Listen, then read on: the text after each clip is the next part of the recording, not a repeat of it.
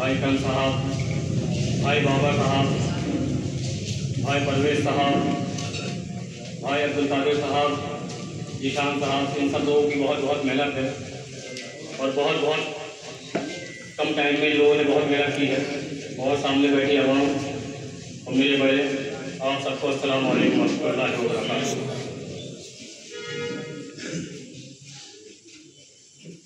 शामली में मुझे लग रहा है कि लोग सियासत से कुछ ज़्यादा ही मायूस हैं, क्योंकि जब कोई आदमी को वोट दिया जाता है और जो कोई आदमी वोट लेता है तो वो उसके दुनियावी मसाइलों के लिए कारगर होना चाहिए।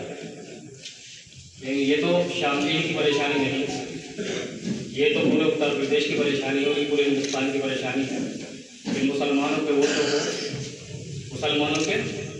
वोटों को इन नामनहाल धर्म पार्टियों के नेताओं ने देवा का माल समझ के लूटा है, देवा का माल समझ के लूटा है। अब ये सोच रहे हैं कि ये जो नेता है, जैसे कि पहले नेशनल लोकतांत्रिक पार्टी के डॉक्टर मसूद साहब वो आए, उन्होंने काम किया, तो उनको कहा गया कि ये जो बीजेपी की एजेंट हैं, ये तो बीजेपी के आदमी है, बीजेपी को फायदा पहुँचाते हैं। लोगों ने कहा ठीक है। तो उसके बाद में डॉक्टर अयूब साहब आए, उन्होंने मेहनत की, काम किया, तो इन्होंने कहा कि ये तो बीजेपी के एजेंट हैं, कोई तो बीजेपी के लिए फायदा पहुँचाने आए हैं। अब असल परेशानी ये है मेरे दोस्तों, हिंदुस्तान के जो लीडर हैं उनके लिए परेशानी ये है, एक दाढ़ी वाला है, टोपी वाला है, और टोपी भी कौन सी है, जो अल्लाह के रसूल सल्लल्लाहु अलैहि वसल्लम नारा मुबारक को अपने सर पर रखा चल रहा है।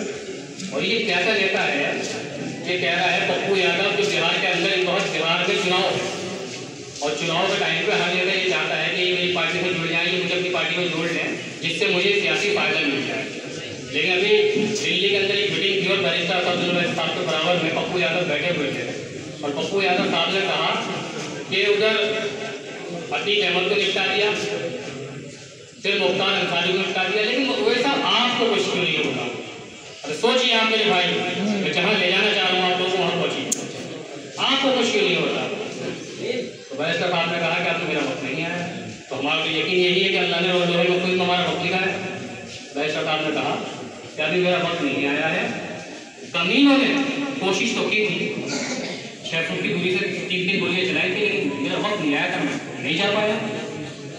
फिर जब वो अपनी बात कह रहे थे तो टाइम हो गया नमाज का और वो उठ के चल दिए। तो उन्होंने कहा नहीं मेरी बात